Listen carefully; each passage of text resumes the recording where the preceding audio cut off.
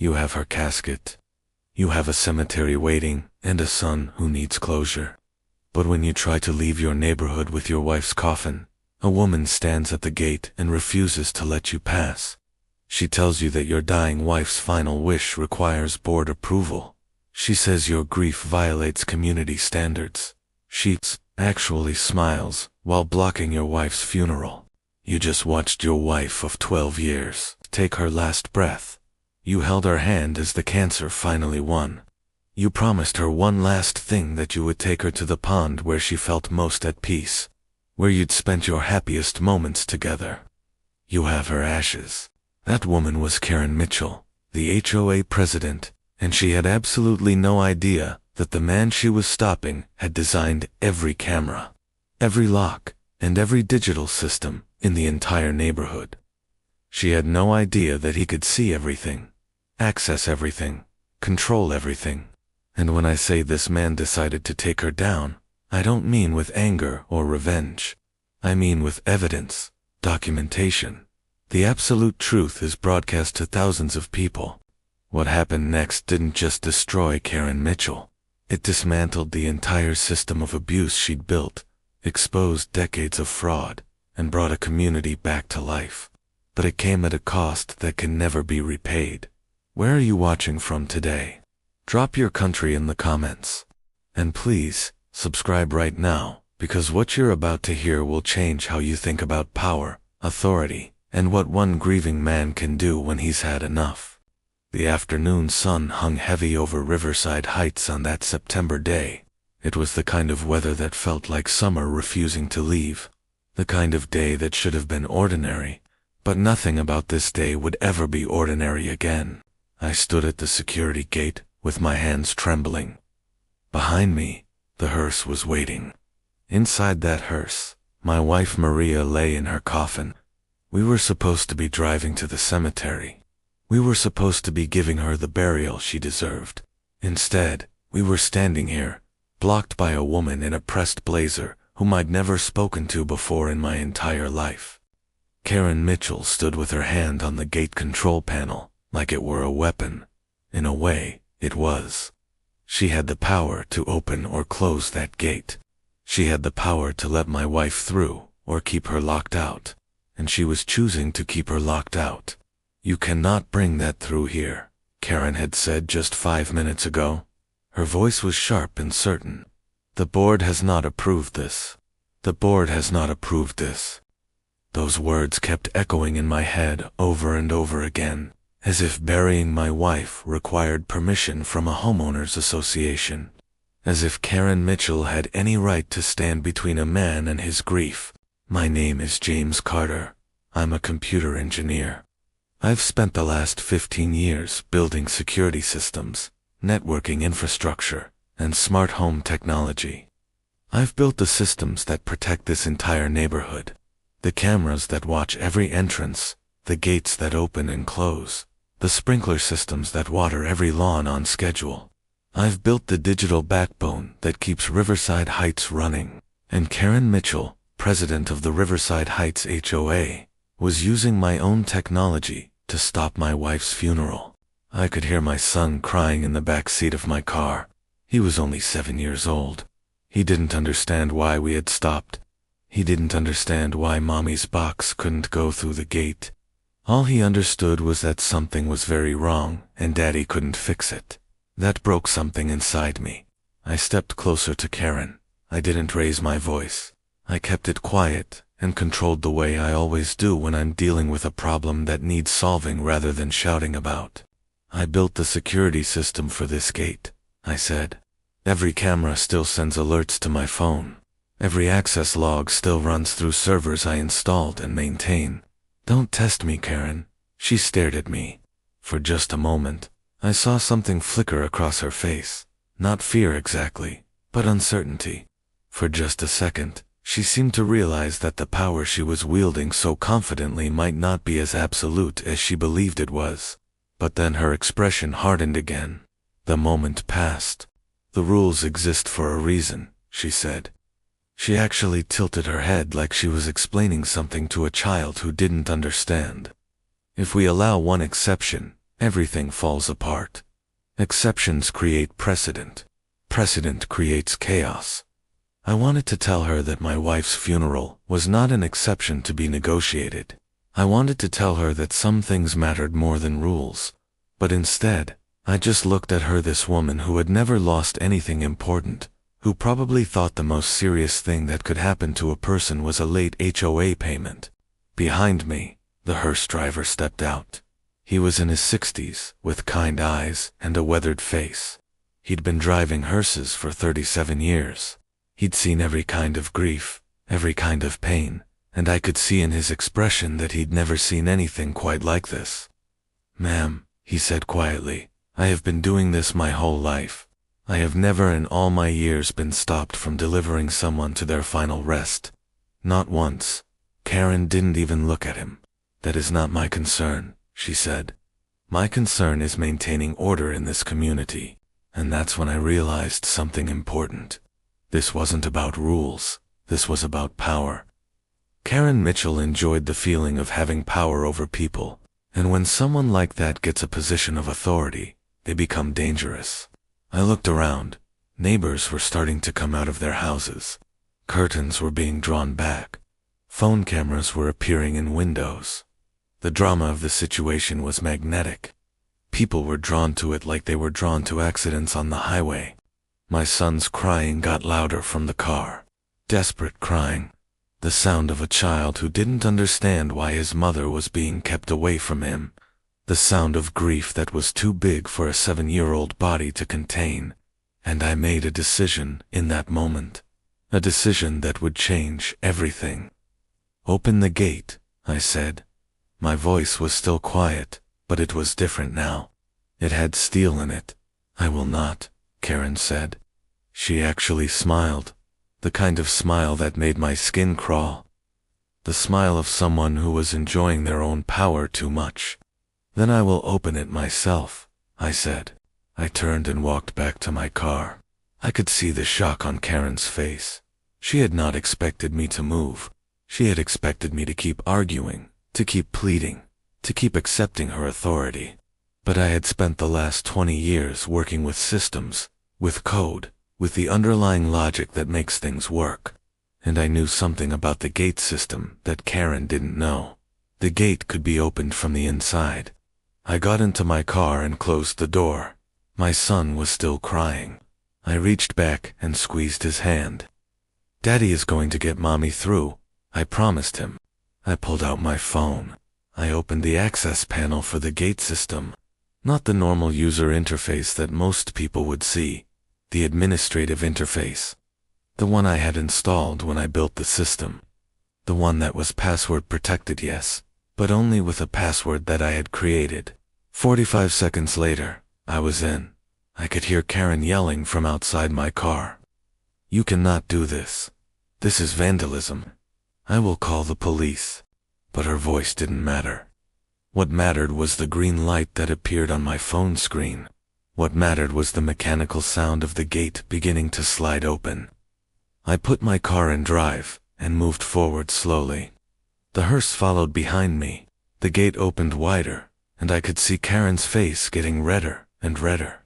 She was actually reaching for her phone to call the police while my wife's funeral was passing through the gate. I couldn't believe it, but I could believe it.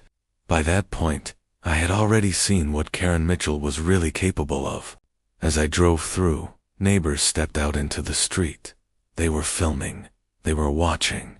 The drama had become a spectacle, and everyone was witnessing it. I didn't look back.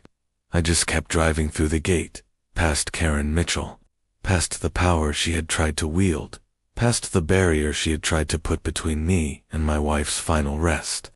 The cemetery was just on the other side of the gate. 10 more minutes and Maria would be where she wanted to be, at peace, near the pond where we used to walk, near the place where she felt safe and loved. That was all I wanted. That was all any of this should have been about. But Karen Mitchell had made it into something else. She had turned grief into a battle, and she had no idea what kind of battle she had just started.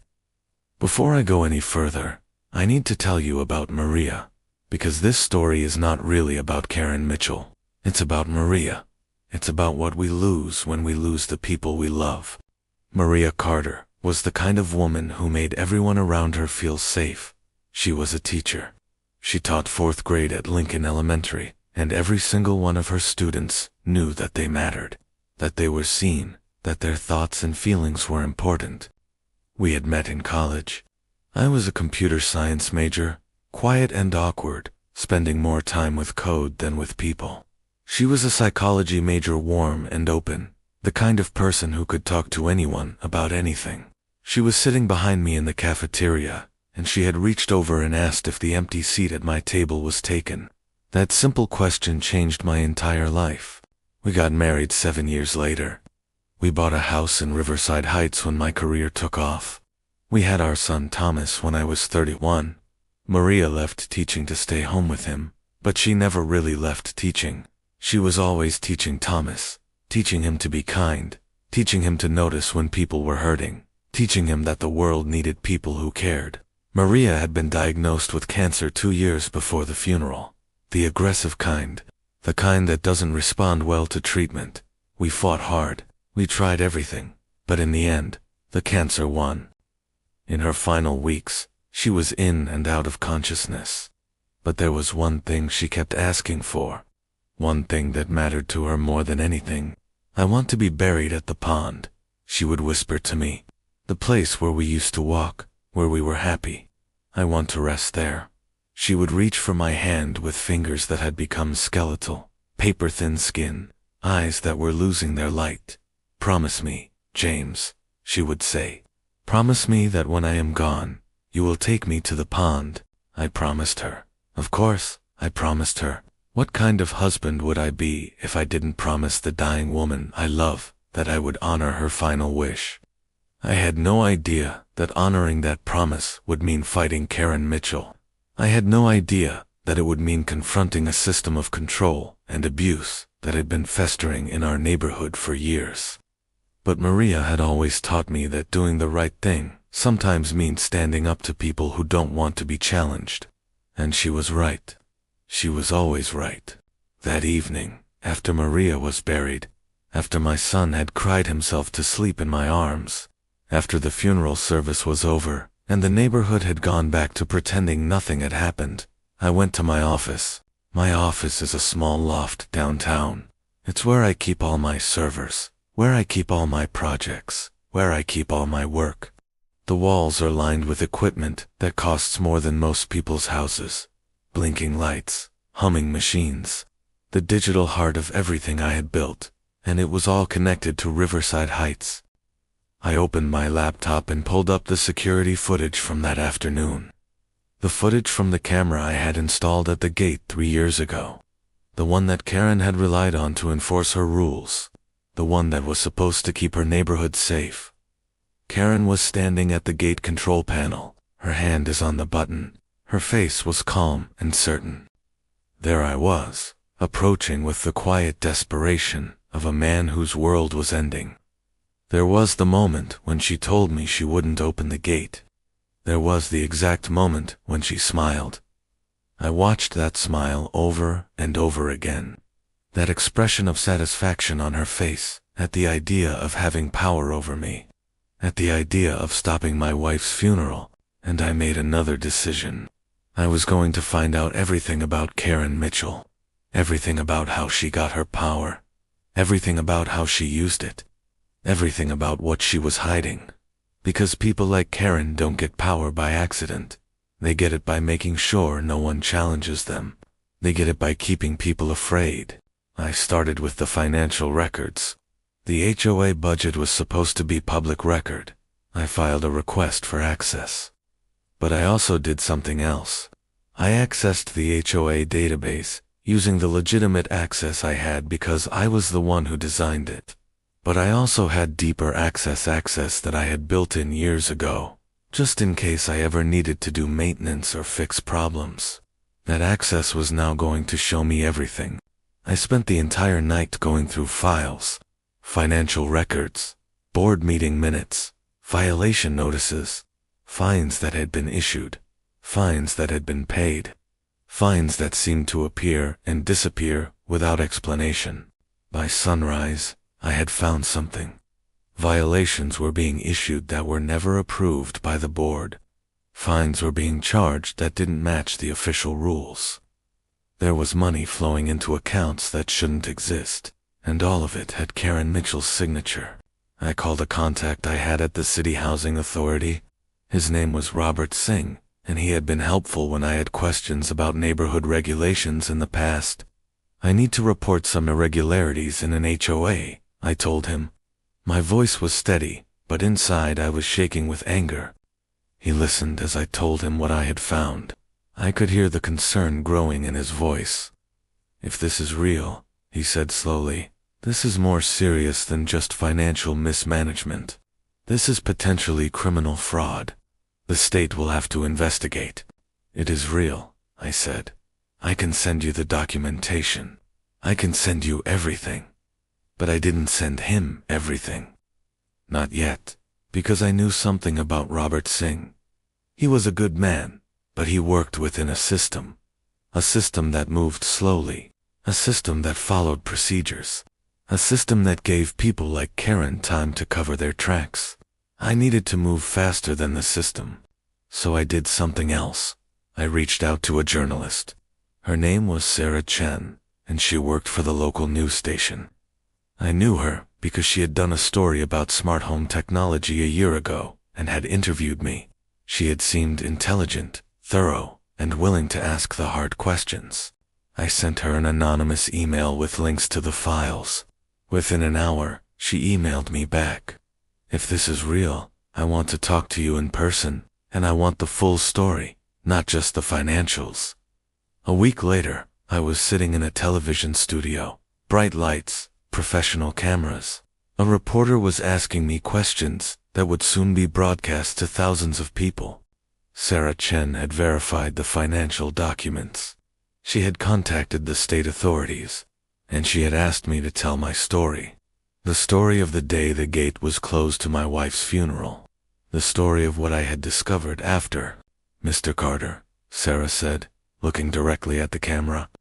You are alleging that Karen Mitchell, president of the Riverside Heights HOA, has been misappropriating community funds. Is that correct? That is correct, I said. My voice was calm, but my hands were shaking, and I have documentation of this. Complete documentation, digital records, financial statements, email correspondence, everything. Sarah turned to the camera. We have reached out to Karen Mitchell for comment.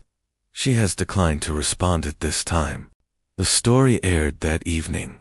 Within hours, it had been shared thousands of times online. Comments were pouring in. Neighbors from other HOAs were sharing their own stories of abuse of power, of unfair fines, of rules being used as weapons against residents. But the most important response came from Riverside Heights itself. That night, I received messages from 14 different neighbors, each one saying some version of the same thing. Me too. She did this to me too. The next morning, I received a call from David Ross. He was the treasurer of the HOA board, the person whose signature appeared on all the financial documents. I need to meet with you, he said. His voice was shaking. I need to tell you what really happened. We met at a small coffee shop outside of Riverside Heights, a neutral place where no one would recognize us. David was a thin man in his 50s. He looked like he hadn't slept in days. His hands shook as he held his coffee cup. His eyes kept darting around the room like he was afraid someone would see him talking to me. I have been covering for her for 3 years, he said quietly.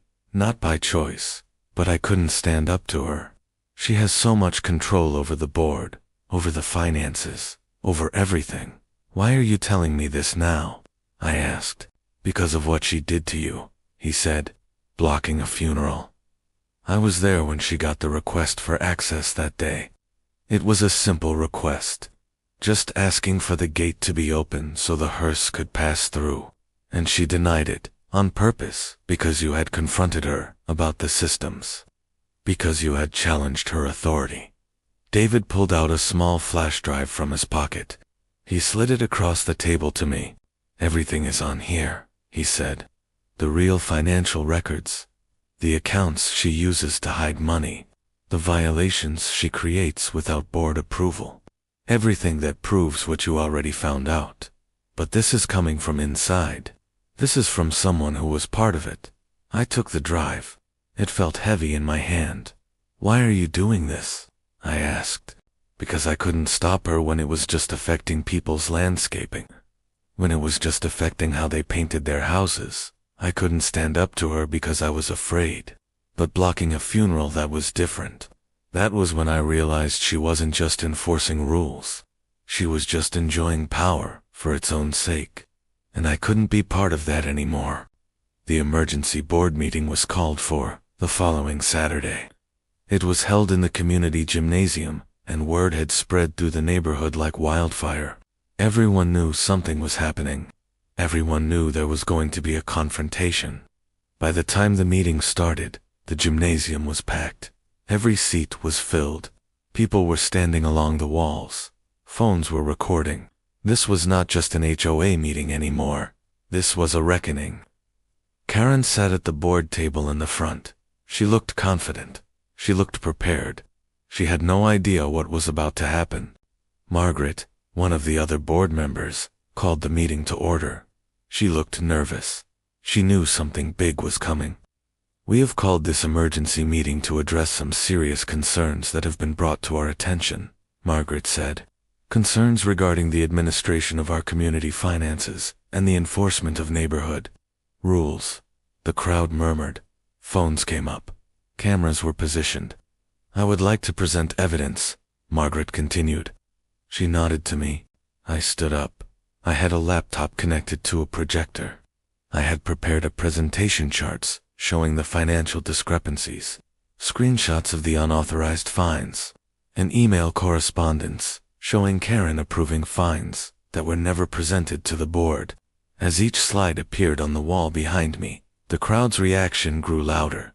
Gasps, angry, muttering. Someone shouted, "She blocked a funeral." Karen's face was turning red. She stood up. Her voice was raised. "This is slander," she said. "These are taken out of context.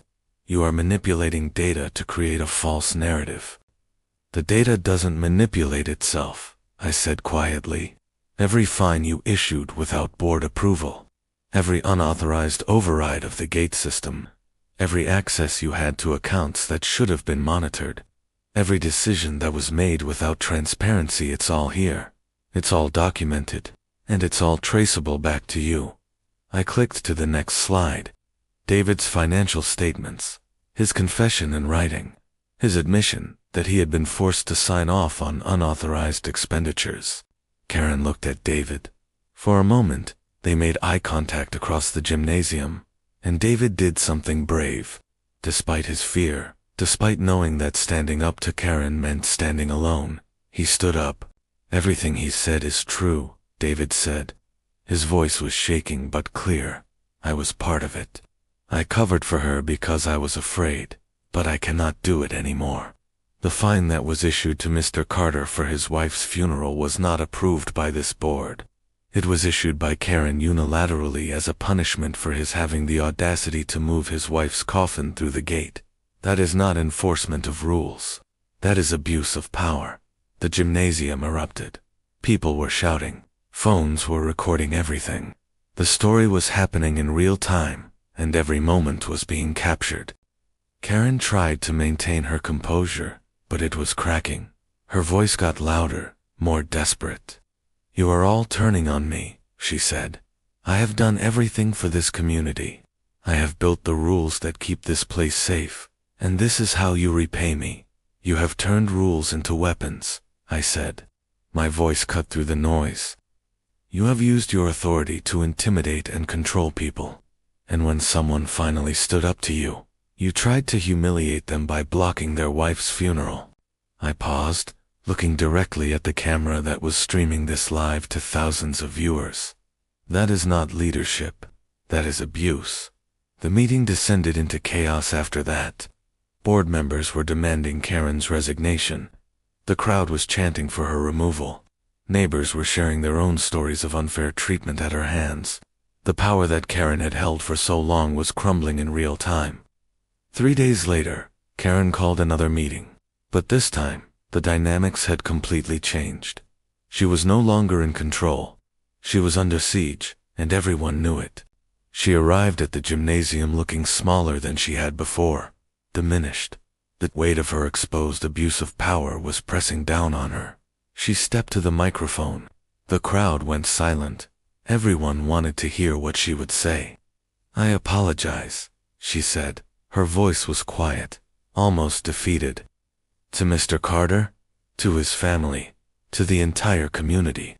I have been abusing my position. I have been issuing fines without proper authorization.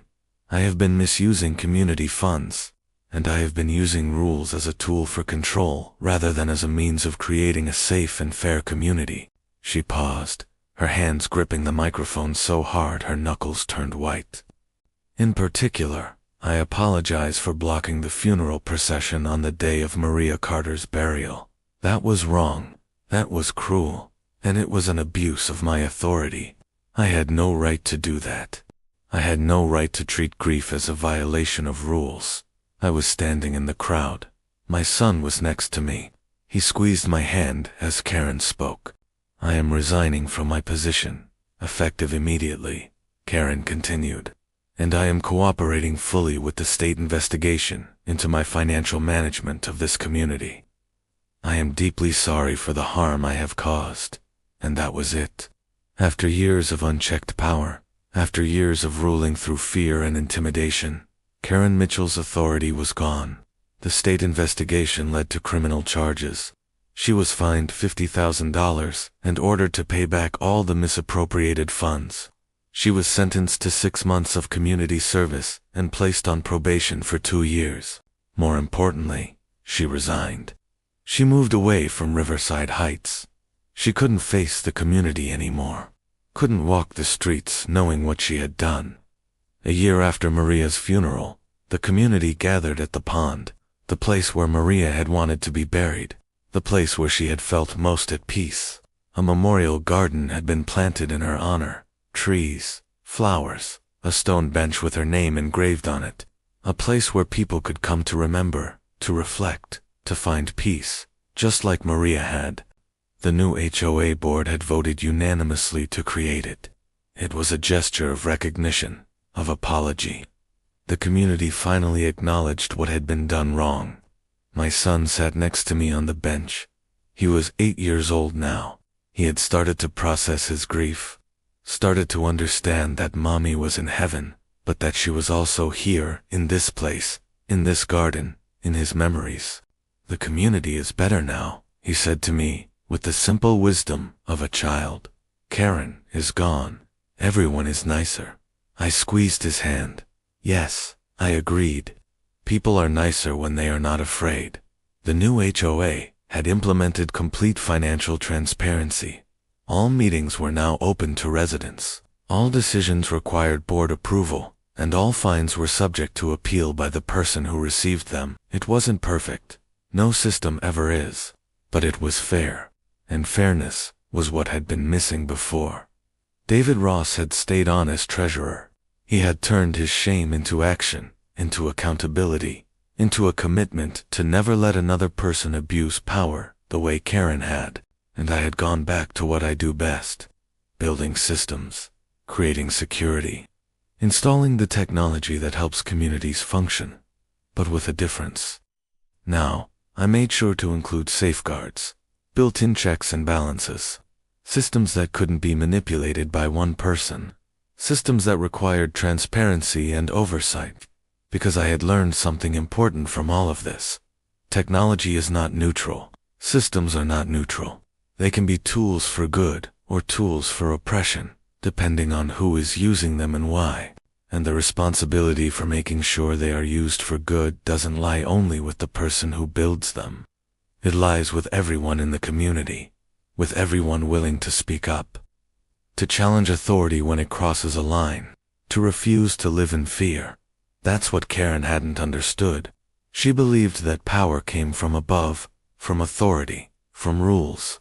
But true power comes from below, from the community, from people standing together, from silence becoming speech. And once that power is activated, no single person can stop it. The ripple effects of what happened at Riverside Heights extended far beyond our neighborhood. After the news story went viral, dozens of other communities reached out to me. Dozens of people with stories similar to mine. People whose HOAs had abused power. People who had been fined unfairly. People who had been silenced by authority figures who believed their own power was absolute. I started documenting their stories. I started consulting with communities on how to implement transparent governance, how to build systems that couldn't be manipulated by one person, how to create accountability in places where accountability had been completely absent. It became my second career, not as lucrative as building smart home systems, but infinitely more meaningful. The state investigation into Karen Mitchell's finances was closed 6 months ago. She paid full restitution. She served her time. She moved on with her life, hopefully having learned something about the nature of power and responsibility. I have not seen her since she left the neighborhood, but I do not wish her harm. I hope that she and everyone like her will understand that authority without accountability is not authority at all. It is just an abuse to wear a suit. My son is now 9 years old. He still talks about his mom. The sadness hasn't completely gone away. It never will. But it has transformed into something different, into love that persists, into memory that is cherished rather than traumatic. And that is what Maria would have wanted all along, not revenge, not triumph, just peace. I never remarried. For a long time, I didn't think I could.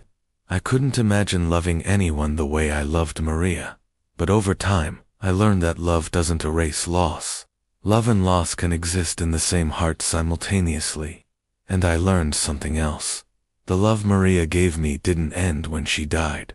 It lives on in the way I treat people, in the way I fight for what is right, in the way I teach my son to be kind and brave and unafraid to challenge injustice.